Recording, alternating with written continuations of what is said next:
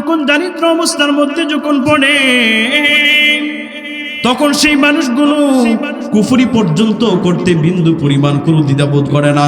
সেই মহিলা যখন বলে, যখন নির্ধারিত সময় হয়ে যাবে আমি তোমার সঙ্গে জিনা ব্যভিচারের মধ্যে লিপ্ত হয়ে যাব, তারপরে আমি আমার সন্তানের পেটের ক্ষুধা নিবারণ করার জন্য কিছু টাকা পয়সা তুমি আমারে দাও। জালিম কিফিল তখন বলে, নেও, তোমাকে 10,000 টাকা আমি তোমাকে দিলাম। তখন সেই মহিলা যখন বাড়ির মধ্যে যখন গেল, রাহমাতুল লিল আলামিন বলেন, বাড়ির মধ্যে যাওয়ার পর তার যত সন্তানগুলো ছিল সমস্ত সন্তানগুলোর জন্য যখন খাবারগুলো যখন নিলেন, নির্ধারিত সময় যখন সেই জালিমের সঙ্গে যখন জিনা ব্যভিচারের মধ্যে যখন লিপ্ত হওয়ার সময় যখন হয়ে গেল, জালিম কিফিল যখন তার একটা অন্তরঙ্গ গড়ের ভিতরে যখন তারে নিয়ে যখন প্রবেশ করলো, জালিম কিফিল সেই মহিলার সঙ্গে যৌন আচরণের মধ্যে লিপ্ত হয়ে যাবেন, জিনা ব্যভিচারের মধ্যে যখন লিপ্ত হয়ে যাবেন, এই মুহূর্তে হঠাৎ করে জালিম কিফিল সেই মহিলার চেহারার দিকে তাকায়া দেখেন তার চোখ থেকে ঝরঝর করে চোখের ফোঁটাগুলো পানিগুলা পড়তেছেন, এবং দেখেন যে তার সমস্ত শরীরের অঙ্গ প্রত্যঙ্গ পুরো পর্যন্ত কম্পন শুরু হয়ে গেল। জালিম কিফিল যখন মহিলাকে বলে, যে মহিলা, আমি তো তোমারে বাধ্য করি নাই, তোমাকে তো আমি বিনিময় দিলাম, তুমি তো বলছো নির্ধারিত সময় আমার সঙ্গে তুমি জিনা ব্যভিচারের মধ্যে লিপ্ত হয়ে যাবা, কিন্তু এখন তোমার চোখের মধ্যে পানি কেন, তোমার সমস্ত অঙ্গ প্রত্যঙ্গগুলো কাঁপে কেন, কারণটাকে আমি জানবার চাই। তখন সেই মহিলা বলেন, জানেন আমি আমার জিন্দিগিতে কোনো জুলুম আমি মানুষের সঙ্গে করি নাই, মানুষের সঙ্গে কোনো অন্যায় করি নাই, মানুষের সঙ্গে কোনোদিন জিনা ব্যভিচার করে নাই, মানুষের সঙ্গে কোনোদিন পাপ কাজ করি নাই, কিন্তু আমি আজকে সন্তানের পেটের দায়ে আজকে তোমার সঙ্গে জিনা ব্যভিচার করব। আজকের দিনে যদি আমি দুনিয়া থেকে বিদায় হয়ে যাই, না জানি মালিকের কাছে আমি কুরআনের সুর মাঝে শুনেছি যে না, আজানের সুর মাঝে শুনেছি ও নাম, আমি কুরআনের সুর মাঝে শুনেছি যে না, আজানের সুর মাঝে শুনেছি ও নাম, ও নাম শুনেছি আমি আমার হৃদয়, ও নাম শুনেছি আমি আমার হৃদয়, হে রাসূল নবীজি তোমায় আমি কুরআনের সুর মাঝে শুনেছি যে নাম, আজানের সুর মাঝে শুনেছি যে নাম, ও নামে এত জাদু এত মধুময়, ও নাম নিয়ে ফুল সুরভি চড়ায়, ও নামে এত জাদু এত মধুময়, ও নাম জপে ফুল সুরভি চড়ায়, ও নামের সুর তুলে শুধু আমি চাই, ও নামের সুর তুলে শুধু আমি চাই, হে রাসূল নবীজি তোমায় আমি কুরআনের সুর মাঝে শুনেছি যে নাম, আজানের সুর মাঝে শুনেছি ও নাম। দুনিয়াতে যেই সমস্ত নেক বান্দা আছে, দুনিয়াতে যেই সমস্ত খাঁটি বান্দা আছে, দুনিয়াতে যেই সমস্ত আল্লাহর মাহবুব বান্দা আছে, দুনিয়াতে আপনার আল্লাহ তাআলার যেই সমস্ত মুমিন বান্দা আছে, নসিহতগুলো সেই মুমিন বান্দার জন্য খুবই উপকারী। সুবহানাল্লাহ। সেই সুবাদে রাসূল কারীম সাল্লাল্লাহু আলাইহি ওয়াসাল্লাম যখনই তিনি সময় সুযোগ পেতেন, তখনই তিনি সাহাবায়ে কেরামকে নসিহত করতেন। রাসূল কারীম সাল্লাল্লাহু আলাইহি ওয়াসাল্লাম একদিন মসজিদে নববীর মধ্যে বসে আছেন, হঠাৎ করে সমস্ত সাহাবায়ে কেরামকে বলতেছেন যে, ও আমার সাহাবায়ে কেরাম, মান ইয়াখুযু আন্নী হাউলাইল কালিমাত, আমি এখন তোমাদেরকে কয়েকটা নসিহত করব, তোমাদের মধ্য থেকে কি এমন কেউ আসো যে আমার নসিহতটা গ্রহণ করবা, ফায়ামালু বিহিম, তুমি নিজেও আমল করবা, আও ইউআল্লিমুহুম মা ইয়ামালু বিহিম, এবং অন্য কেউ যদি আমল করতে চাই তুমি তাকেও শিখাবা, তোমাদের মধ্য থেকে কি এমন কেউ আসো? তখন রাহমাতুল লিল আলামিনের একজন সাহাবী হযরত আবু হুরায়রা রাদিয়াল্লাহু তাআলা আনহু তিনি বলেন, কুলতু আনা ইয়া রাসূলুল্লাহ, রাসূল আমি আছি, আপনি এখন যেই নসিহতটা করবেন এটা আমি নিজে আমল করব, অন্য কেউ শিক্ষা দেব, যদি কেউ প্র্যাকটিক্যালি জানতে চাই তাকেও জানাবো। রাহমাতুল লিল আলামিন তখন ফাআদ্দা খামসান ফাআখাযা বিয়াদাইয়া, হযরত আবু হুরায়রা রাদিয়াল্লাহু তাআলা আনহুর হাতের মধ্যে ধরলেন, দইরা তিনি ফাআদ্দা খামসান, আঙ্গুলের গায়ত গুনে গুনে তিনি 5টা নসিহত করলেন। 1 নম্বর, قال رسول الله صلى الله عليه وسلم اتق المحارم تكن أعبد الناس। রাহমাতুল লিল আলামিন বলেন, আবু হুরায়রা, আমি তোমাকে বেশি পরিমাণে তোমারে আমি নসিহত করব না, মাত্র 5টা নসিহত তোমারে করব। যেই 5টা নসিহত যদি তুমি নিজে আমল করতে পারো, শুধুমাত্র তুমি নিজে যে আমল করবা এতটুকুনের মধ্যেই তুমি সীমাবদ্ধ রাখবা না। যদি তোমার থেকে কেউ আমলটা শিখতে চায়, তুমি সেই বান্দাকে পর্যন্ত তুমি আমলটা শিক্ষা দেবা। যদি তোমার থেকে প্র্যাকটিক্যালেও যদি কেউ জানতে চায়, তুমি সেই বান্দাকে পর্যন্ত তুমি প্র্যাকটিক্যাল জানাইবা, তুমি পারবা কিনা? রাহমাতুল লিল আলামিন এই কথা বলার পর রাহমাতুল লিল আলামিন বলেন, যদি তুমি এই 5টা কথা তুমি নিজে আমল করবা কিনা এবং অন্য কেউ তুমি শিক্ষা দিবার পারবা কিনা? হযরত আবু হুরায়রা তখন বলে দেই, আমি নিজেও আমল করতে পারবো, অন্য কেউ যদি শিখতে যাই তারে আমি শিক্ষা দিবার পারবো। রাহমাতুল লিল আলামিন তখন বলে দেই, ইত্তাকিল মাহারিমা তাকুন আহবাদান নাস, তোমার জন্য 1 নম্বরে আমল হলো, দুনিয়াতে যদি তুমি সবচেয়ে বড় মালিকের প্রিয় বান্দা হবার চাও, তাহলে তোমার দুনিয়ার যত গুনাহের রাস্তা আছে সব তুমি বন্ধ করে দাও। সুবহানাল্লাহ। রাহমাতুল লিল আলামিন বলেন, দুনিয়াতে যদি তুমি সবচেয়ে বড় আবেদ হবার চাও, দুনিয়ার তোমার যত অন্যায়ের কাজ আছে সমস্ত অন্যায়ের কাজগুলোতে যদি তুমি সবচেয়ে বড় নিজের গোটাইতে পারো, তোমার যত অন্যায় কাজ আছে সমস্ত অন্যায় কাজ থেকে যদি তুমি তোমার নিজের যদি বাঁচাইতে পারো, তাহলেই তুমি সবচেয়ে বড় আবেদ হবার পারবা। রাহমাতুল লিল আলামিন কিন্তু এই কথা বলে নাই, তুমি যদি দুনিয়াতে সবচেয়ে বড় আবেদ হবার চাও তাহলে তুমি বেশি বেশি পরিমাণে নফল ইবাদত করা, এই কথা কিন্তু বলে নাই। রাহমাতুল লিল আলামিন কিন্তু এই কথা বলে নাই, তুমি যদি দুনিয়াতে সবচেয়ে বড় মালিকের প্রিয় বান্দা হবার চাও তাহলে বেশি বেশি পরিমাণে তুমি আওবিন পড়ো, এই কথা কিন্তু বলে নাই। নবী আমার এই কথা কিন্তু বলে নাই। দুনিয়াতে যদি তুমি সবচেয়ে বড় আবেদ হবার চাও, তোমার দুনিয়ার যত আমল আছে সমস্ত আমলগুলোকে তুমি যদি বাড়ায় দিবার পারো তাহলে তুমি সবচেয়ে বড় আবেদ হয়ে যাবা। এই কথা কিন্তু রাহমাতুল লিল আলামিন বলে নাই। রাহমাতুল লিল আলামিন এই কথা বলছেন, যদি তুমি দুনিয়াতে মালিকের সবচেয়ে বড় পছন্দের বান্দা হবার চাও তাহলে আগে তোমার জিন্দেগীর যত গুনাহের পথ আছে সব তুমি বন্ধ করে দাও। সুবহানাল্লাহ। আগে যদি তুমি সবচেয়ে বড় প্রিয় বান্দা হবার চাও, মালিকের সবচেয়ে বড় ফরমাবরদার বান্দা হতে চাও, তো আগে তোমার ইবাদত নয় বরং আগে তোমার জিন্দেগীর যত গুনাহের পথ আছে সমস্ত পথগুলোতে যদি নিজেকে তুমি গুটিয়ে রাখতে পারো তাহলেই তুমি সবচেয়ে বড় আবেদ। সুবহানাল্লাহ। রাহমাতুল লিল আলামিন এই কথা কেন বললেন?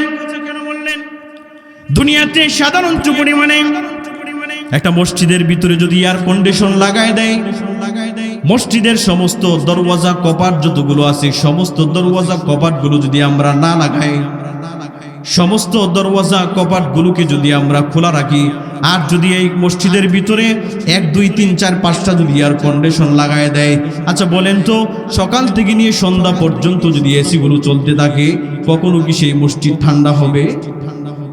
একটা মসজিদের মধ্যে এয়ার কন্ডিশন আছে, এসি আছে, আচ্ছা বলেন তো, সকাল থেকে নিয়ে সন্ধ্যা পর্যন্ত যদি মসজিদের মধ্যে এয়ার কন্ডিশনগুলো লাগিয়ে দেন, আর যদি মসজিদের যত দরওয়াজা কপাট জানালা যা আছে সমস্তগুলো যদি খোলা থাকে, সমস্তগুলো যদি না লাগানো থাকে, আচ্ছা বলেন তো সকাল থেকে নিয়ে সন্ধ্যা পর্যন্ত যদি মসজিদের ভেতরে যদি এসি চলে, তাহলে এই যে দরজা কপাট যেগুলো আছে এগুলো না বন্ধ করার কারণে মসজিদ কি কখনো ঠান্ডা হবে?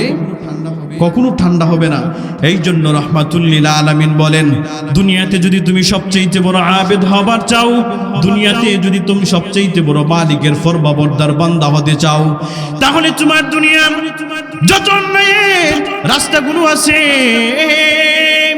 সমস্ত অন্যায়ের রাস্তাগুলোকে আগে যদি তুমি বন্ধ করে যদি তুমি মাত্র 2 রাকাত নামাজ পড়ো, যদি তোমার অন্যায়ের পথগুলোকে বন্ধ করে দাও, তারপরে যদি তুমি শুধুমাত্র যদি 5টা টাকা মসজিদের মধ্যে দান করো, যদি তোমার জিন্দেগির যত অন্যায়ের রাস্তা আছে সমস্ত অন্যায়ের রাস্তাগুলোকে যদি তুমি বন্ধ করে দাও, আর যদি তুমি মাত্র একজন ফকির মিসকিনকে যদি বিন্দু পরিমাণ কোনো টাকা পয়সা দান করো, তাহলে এই অল্প টাকাই তোমার নাজাতের জন্য যথেষ্ট হতে পারে। সুবহানাল্লাহ।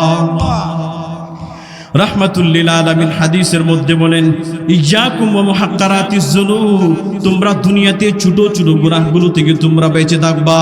দুনিয়াতে কেন তোমরা ছোট গুনাহ থেকে বেঁচে থাকবা? আজকে যদি তুমি ছোট্ট একটা গুনাহ যদি করো, আবার যদি তুমি কালকে যদি আরেকটা গুনাহ যদি করো, ওই গুনাহ থেকে যদি বাঁচে থাকতে না পারো, আবার যখন পরের দিন যখন তুমি আরেকটা গুনাহ করবা, এমন করে আস্তে আস্তে তোমার গুনাহটা আস্তে আস্তে বড় হবে কি হবে না? আজকে আপনি একটা গুনাহ করলেন, গুনাহ থেকে মালিকের কাছে আপনি তওবা করলেন না, আবার আগামীকাল আরেকটা গুনাহ করলেন, মালিকের কাছে তওবা করলেন না। আজকে একটা গুনাহ করলেন ছোট্ট, আবার যখন আগামীকাল আরেকটা গুনাহ করলেন, তখন আপনার গুনাহটা আর ছোট রইল না, একটু বড় হয়ে গেল। আবার যখন পরের দিন যখন আরেকটা গুনাহ করলাম, তখন আমার গুনাহটা কি অন্য দিনের চাইতে ছোট থাকলো নাকি বড় থাকলো? আরো বড় হয়ে গেল। ঠিক তদ্রুপভাবে রাহমাতুল লিল আলামিন বলেন, দুনিয়াতে সাধারণত পরিমাণে একটা ছোট্ট লাকড়ির মাধ্যমে যদি আগুনটা প্রজ্বলিত হয়ে যায়, মুহূর্তের মধ্যে যদি তুমি চিন্তা করো যে 1 গ্লাস পানির মাধ্যমে অথবা 1 জগের পানির মাধ্যমে আমি আমার সেই ছোট্ট আগুনের টুকরাটাকে, লাকড়ির টুকরার আগুনটা পর্যন্ত নিভিয়ে দেব, এটা মানুষের পক্ষে বড় সম্ভব। আবার যদি তুমি এটাকে যদি না নিভিয়ে দাও এবং এটা যদি আরেকটা টুকরার মধ্যে যদি আগুনটা লেগে যায়, আবার যদি এটাকেও পর্যন্ত তুমি না নিভিয়ে দাও, আবার যদি আরেকটার মধ্যে লেগে যায়, এমন করে আস্তে আস্তে যখন আগুনের যখন বড় একটা স্তূপের মধ্যে যখন ছুঁয়ে যাবে, এটাকে তুমি ইচ্ছা করলেও তখন বিন্দু পরিমাণ নিভাইতে পারবা না। এজন্য রাহমাতুল লিল আলামিন বলেন, দুনিয়াতে যদি তুমি সবচেয়ে বড় মালিকের প্রিয় বান্দা হবার চাও, তাহলে তুমি নেক কাজ করার আগে জীবনের যত অন্যায় আছে সব অন্যায়গুলো থেকে তুমি তোমার নিজেকে বাঁচিয়ে রাখো। সুবহানাল্লাহ। এই কথা রাসূল কেন বলেন? মুসনাদে আহমদের হাদিসের মধ্যে আসছে যে গুনাহ ছাড়তে পারা, গুনাহ থেকে বেঁচে থাকতে পারা, এটা এমন একটা গুরুত্বপূর্ণ আমল যে এটার মাধ্যমেই বান্দা সে সরাসরি মালিকের জান্নাতে চলে যাবে। সুবহানাল্লাহ। রাহমাতুল লিল আলামিন একদিন মসজিদে নববীর দরওয়াজার মধ্যে বসে আছেন। রাহমাতুল লিল আলামিন হঠাৎ করে সমস্ত সাহাবায়ে কেরামকে বলতেছেন, নে সাহাবায়েরা আমার, এখন মসজিদে নববীর দরওয়াজা দিয়ে এমন একজন সাহাবী ঢুকবেন যেই সাহাবীরা পর্যন্ত জান্নাতি। সুবহানাল্লাহ। রাহমাতুল লিল আলামিন এই কথা বলার পরে আবার কিছুক্ষণ পরে রাহমাতুল লিল আলামিন বলেন, এখন আরেকজন সাহাবী ঢুকবেন যেই সাহাবীরা পর্যন্ত জান্নাতে চলে যাবেন। সমস্ত সাহাবায়ে কেরাম হন্নি হয়ে তখন তাকায় আছেন। রাসূল যেই ব্যক্তিকে বলছেন, যেই মানুষটা জান্নাতে চলে যাবে, রাসূলের জবান দ্বারা যার ব্যাপারে জান্নাতের সার্টিফিকেট চলে আসলো, এই মানুষটা দুনিয়ার কোনো সাধারণ মানুষ হতে পারে না।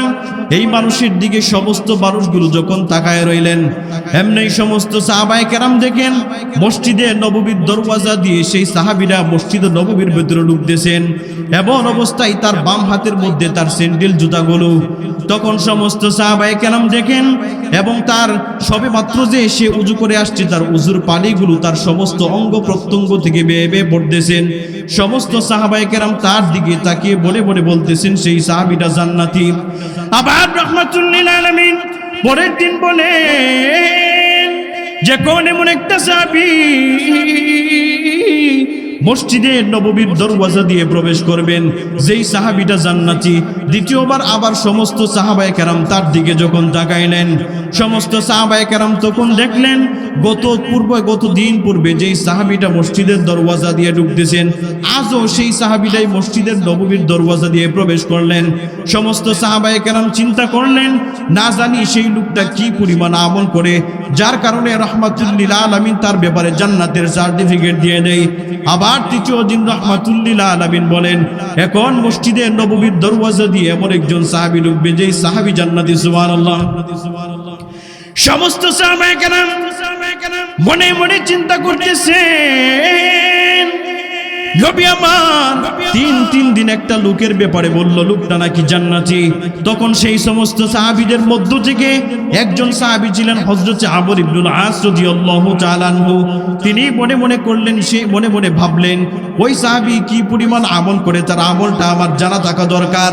সে কি আমল করে যে আমলের কারণে রাসূল তাকে তিনবার জান্নাতি বললেন? অবশ্যই সে জানি কি পরিমাণ আমল করে, তার আমলটা পর্যন্ত জানা থাকা দরকার। তখন সেই সাহাবী ওই আগন্তুক লোকের কাছে গিয়ে বলেন, তোমার ব্যাপারে রাহমাতুল লিল আলামিনের কাছ থেকে আমি কিছু কথা শুনলাম। এই কথাগুলো তার সাথে শেয়ার করলেন না। সেই সাহাবীকে গিয়ে বললেন, আমি তোমার বাড়িতে 3 দিন পর্যন্ত মেহমান হতে চাই, আমারই কি তুমি মেহমান হিসেবে নিবা কিনা? তখন সেই আগন্তুক সাহাবী বলে, হ্যাঁ অবশ্যই তুমি আমার বাড়িতে মেহমান হতে পারবা। যখন তার বাড়িতে মেহমান হলেন, তখন আমর ইবনুল আস দেখেন যে সেই ব্যক্তি কি পরিমাণ আমল করে, কারণ রাহমাতুল লিল আলামিন বলছেন সেই লোকটা নাকি জান্নাতি, তার আমল সম্পর্কে আমার জানা লাগবে। একদিন যখন চলে গেল, তখন সেই আমর ইবনুল আস দেখেন যে তিনি শুধুমাত্র 5 ওয়াক্ত জামাতের সাথে নামাজ পড়েন। যখন সন্ধ্যা হয়ে যায়, এশারের নামাজের পরে অল্প কিছুক্ষণ থেকে তারপরে তিনি ঘুমিয়ে যায়। আবার যখন ফজরের আজান হয়ে যায়, ফজরের আজানের পরে তিনি ঘুম থেকে জাগ্রত হয়ে যায়। তিনি তেমন পরিমাণ তাহাজ্জুদের নামাজও পড়েন না, তেমন পরিমাণে দান সদকাও করেন না। যখন তিনটা দিন যখন অতিবাহিত হয়ে গেল, রাহমাতুল লিল আলামিনের সাহাবী হযরত আমর ইবনুল আস তখন তাকে ডাইকা বলেন, যে আমার আবু সুফিয়ান ভাই, আমি তোমার বাড়িতে 3 দিন পর্যন্ত আজকে থেকে নিয়ে বেড়াইতে শুরু করলাম। আমার উদ্দেশ্য তোমার বাড়িতে বেরিয়ে আমি মজার খাবার খাওয়ার জন্য আসি নাই, বরং আমার একটা উদ্দেশ্য হলো, রাহমাতুল লিল আলামিন মসজিদের নববীর দরওয়াজার মধ্যে বলছেন তুমি নাকি দুনিয়াতে সবচেয়ে বড় জান্নাতি। এখন তিন রাসূলের জবান দিয়ে বলছেন যে তুমি নাকি জান্নাতি। আমার বড় কৌতূহল হয়ে গেল, তুমি কি পরিমাণ আমল করো, তোমার আমলটা বড় জানবার চাই। তখন সে আগন্তুক বলে, আমি তেমন বেশি আমল করি না, কিন্তু আমি 2টা পরিমাণে আমল করি। 1 নম্বর আমল হলো, আমি যখন রাতের বেলা ঘুমাইতে যাই, তখন সকাল থেকে নিয়ে সন্ধ্যা পর্যন্ত যেই সমস্ত মানুষরা আমারে কষ্ট দেয়, আমি সমস্ত মানুষগুলোকে মাফ করে দেই। সুবহানাল্লাহ। আমর ইবনুল আস বলে যে রাসূলের জবান থেকে শুনলাম যে আপনি 3বার শুনলাম যে আপনি নাকি জান্নাতি। আপনি কি আমল করেন আমার বড় জানার ইচ্ছা। আমি আপনার বাড়িতে শুধুমাত্র আসছি মজার খাবো, এটা আমার উদ্দেশ্য নয়, বরং আমার উদ্দেশ্য হলো আপনি দুনিয়াতে কি পরিমাণ আমল করেন, আপনার আমলটা আমার জানা থাকা দরকার। তখন সেই ব্যক্তি বলে, ভাই আমি দুনিয়াতে তেমন বেশি আমল করি না, কিন্তু আমি কি আমল করি, আমি এই আমল করি যে সকাল থেকে নিয়ে সন্ধ্যা পর্যন্ত রাতে যখন আমি ঘুমাইতে যাই, তখন যেই মানুষগুলো আমারে কষ্ট দিছে আমি সমস্ত মানুষগুলোকে মাফ করে দেই। সুবহানাল্লাহ। এজন্য মানুষকে ক্ষমা করে দেওয়া, এটা মানুষ আপনার সাথে বেয়াদবি করছে, অন্যায় করছে, আপনাকে কষ্ট দিছে, আপনি যদি মাফ করে দেন, আল্লাহ বলেন যে ওয়াল আফিনা আনিন নাস ওয়াল্লাহু ইউহিব্বুল মুহসিনিন, যেই সমস্ত মানুষরা মানুষদেরকে মাফ করে দেয় আল্লাহ তাদেরকে ভালোবাসেন। সুবহানাল্লাহ বলেন। তাইলে সেই সাহাবী বলে যে আমি মাত্র 2টা আমল করি, এর মধ্যে 1 নম্বর আমল হলো আমি যখন রাতের বেলা ঘুমাইতে যাই, সকাল থেকে নিয়ে সন্ধ্যা পর্যন্ত যেই মানুষগুলো আমারে কষ্ট দিছে আমি সমস্ত মানুষগুলোকে মাফ করে দেই। আর 2য় নম্বর আমল হলো, আমল আমি যেতটুকুই করি না কেন আমি কোনোদিন গুনাহ করি না। সুবহানাল্লাহ। এই জন্য সম্মানিত ভাইয়েরা আমার, গুনাহ না করা এটা মালিকের কাছে সবচেয়ে গুরুত্বপূর্ণ আমল। শুধুমাত্র আপনি ইবাদত করলেন, 5 ওয়াক্ত নামাজ পড়লেন, আবার নামাজ থেকে মসজিদ থেকে বের হয়ে আবার বিভিন্ন গুনাহের মধ্যে জর্জরিত হয়ে গেলেন, এই যে মসজিদের মধ্যে নামাজটা পড়ে আসছেন, আপনার গুনাহগুলো আপনার নামাজটাকে নষ্ট করে দিয়েছে। এজন্য গুনাহ মুক্ত থাকা লাগবে। আর গুনাহ থেকে বাঁচার সবচেয়ে বড় আমল হলো আল্লাহ পাকের ভয়। যতক্ষণ পর্যন্ত মানুষের ভিতরে মালিকের কাছে দাঁড়ানোর, মালিকের কাছে দণ্ডায়মানের ভয় না ঢুকবে, ততক্ষণ পর্যন্ত সে কোনোদিন গুনাহ থেকে বেঁচে থাকতে পারবে না। ওয়া আম্মা মান খাফা মাকামা রাব্বিহি ওয়া নাহান নাফসা আনিল হাওয়া ফাইন্নাল জান্নাতা হিয়াল মাওয়া। আল্লাহ তাআলা বলেন, দুনিয়াতে যেই মানুষ আমার সম্মুখে দণ্ডায়মানের ভয়টা যেই মানুষের মধ্যে না থাকবে, মৃত্যুবরণ করার পরে আমার সামনে তাকে দণ্ডায়মান হতে হবে, এই ভয়টা যেই মানুষের ভিতরে না থাকবে, সেই মানুষটা কোনোদিন গুনাহ থেকে বেঁচে থাকতে পারবে না। যেই মানুষের ভিতরে আমি মালিকের সম্মুখে দাঁড়ানোর ভয় না থাকবে, সেই বান্দা কোনোদিন গুনাহ থেকে বেঁচে থাকতে পারবে না। রাহমাতুল্লিল আলামিন বলে দেয়, এতক্ষণ পর্যন্ত একটা মানুষ পরিপূর্ণভাবে তাকওয়াবান হতে পারবে না যতক্ষণ পর্যন্ত সেই মানুষটা মালিকের সামনে হাসরের ময়দানে যে দাঁড়াতে হবে, মৃত্যুবরণ করার পরে মালিকের সামনে দাঁড়াতে হবে, এই বইটা যেই মানুষের ভিতরে না ডুববে, ততক্ষণ পর্যন্ত সেই বান্দাটা কোনোদিন গুনাহ থেকে বেঁচে থাকতে পারবে না।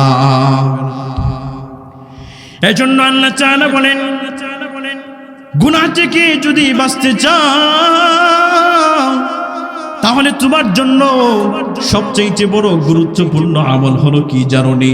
মালিকের সামনে যে একদিন দণ্ডায়মান হতে হবে, মালিকের সামনে যে একদিন ভয়ে মালিকের সামনে জবাবদিহিতা করতে হবে।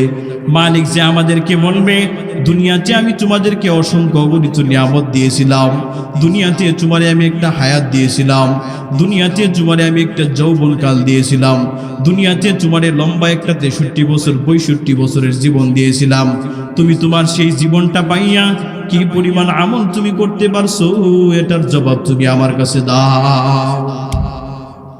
যে মালিক যে জিন্দেগিতে কিভাবে আমি আমার জীবন কাটাইলাম, মালিকের সামনে যে জবাবদিহিতা করতে হবে, এই জবাবদিহিতার ভয় যতদিন পর্যন্ত আমার দিলের ভিতরে না ঢুকবে, ততদিন পর্যন্ত আমি কোনোদিন গুনাহ থেকে ছাড়তে পারবো না। রাসূল করিম সাল্লাল্লাহু আলাইহি ওয়াসাল্লামের এক সাহাবী, বনি ইসরাইলের এক লোক ছিলেন, যার নাম ছিল কিফিল। সে জিন্দেগিতে এতটুকুন পরিমাণে এমন কোনো জিনা নাই, এমন কোনো গুনাহ নাই, এমন কোনো অন্যায় নাই যে অন্যায় সেই জীবনে করে নাই।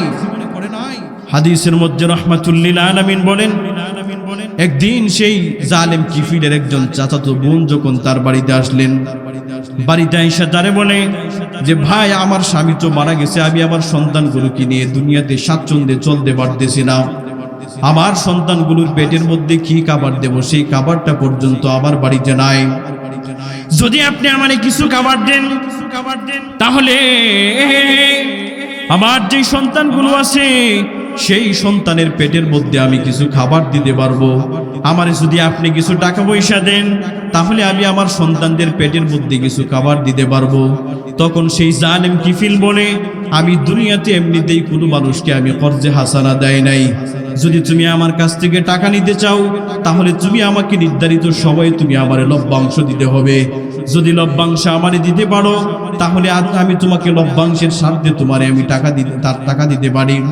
তখন সেই সাহাবী বলে, আমি তোমারে কেমনে লভ্যাংশ দিব, আমার কাছে তো কোনো টাকা পয়সা নাই, তাহলে আমি তোমারে কেমনে লভ্যাংশ দিব। এই কথা বলে সেই মহিলা যখন তার চাচাতো ভাই জালেম কিফিলের কাছ থেকে যখন চলে গেলেন, আবার যখন তার সন্তানের দিকে যখন তাকায়, আবার তাকায় যখন দেখেন সন্তানদের পেটের মধ্যে কোনো খাবার নাই, তখন সেই দুনিয়ার কোনো মানুষ তার সন্তানের অভাব বুক দিকে সহ্য করতে পারে না।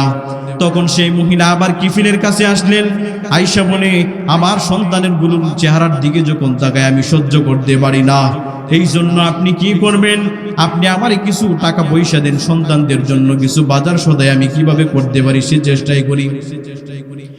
জালেম কিফিল তখন বলে, যদি তুমি আমারে লভ্যাংশগুলি যদি তুমি আমার না দিবার পারো,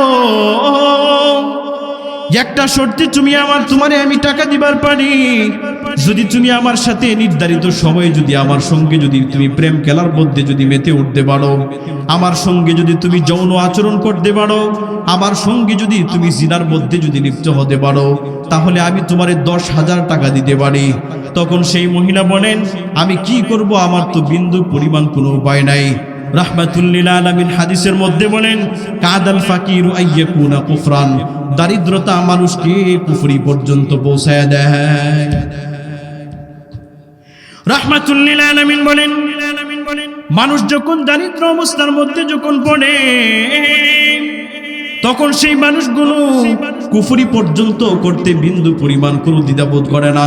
সেই মহিলা যখন বলে, যখন নির্ধারিত সময় হয়ে যাবে আমি তোমার সঙ্গে জিনা ব্যভিচারের মধ্যে লিপ্ত হয়ে যাব, তারপরে আমি আমার সন্তানের পেটের ক্ষুধা নিবারণ করার জন্য কিছু টাকা পয়সা তুমি আমারে দাও।